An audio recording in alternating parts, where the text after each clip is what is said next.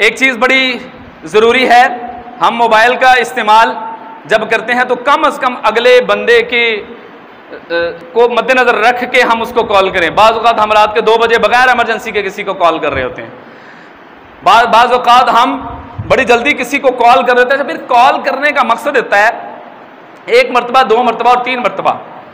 ये कॉल ऐसे ही है जैसे आप दस्तक दे रहे हैं, दस्तक देना ही है ना, किसी को बुला रहे हैं, आप कॉल कर रहे हैं।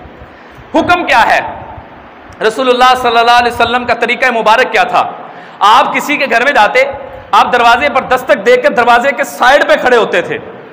हमें कभी भी दरवाजे के सामने खड़ा नहीं होना चाहिए कि घर की खवातीन बिल्कुल किसी भी तरीके से घर से बाहर आ सकती है, आगे पर्दा नहीं हो सकता, हमारी नजर उन पर पड़ सकती है। जरा शरीयत का मिजाज देखिए, शरीयत हमेशा गुनाह की बुनियाद को पकड़ती है।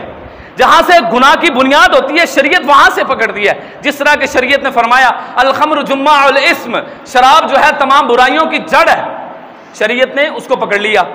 अब यहां जहां पर इंसान की आंखें 2 4 होती हैं, जो है गुनाह की बुनियाद बन सकती है, वहां पर मेरे नबी पाक ने फरमाया दस्तक देने का तरीका यह है, दस्तक देकर दरवाजे के दाईं जानिब खड़े हो जाते थे रसूल पाक सल्लल्लाहु अलैहि वसल्लम और ऊंची आवाज से आप सलाम लेते थे।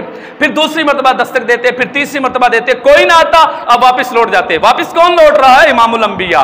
वापस कौन? डेफिनेटली वो किसी सहाबी के घर गए हैं, अपने उम्मती के घर में गए हैं। इमामुल अंबिया किसी उम्मती के घर में जाएं, मिले बगैर वापिस आ रहे हैं। और कुरान क्या कह रहा है? कुरान कह रहा है अगर किसी बंदे ने देखने के बावजूद ये कह दिया कि मैं अभी नहीं मिल सकता, दोबारा वापस आइए, जो बंदा वापस चला जाता है कुरान उसके बारे में कह रहा है हुआ अज़का लकुम, ये तुम्हारे लिए बेहतर है, वापस आ जाओ।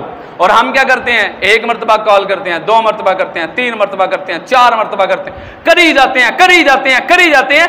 ये कुरान मजीद फुरकान हमीद की आयत के ज़िमन में हम गलत कर रहे हैं। हमें 3 मरतबा कॉल करनी चाहिए।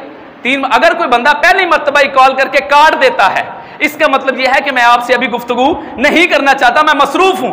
यह बयान ही कुरान मजीद फुरकान हमीद के उस आयत का तर्जुमा है।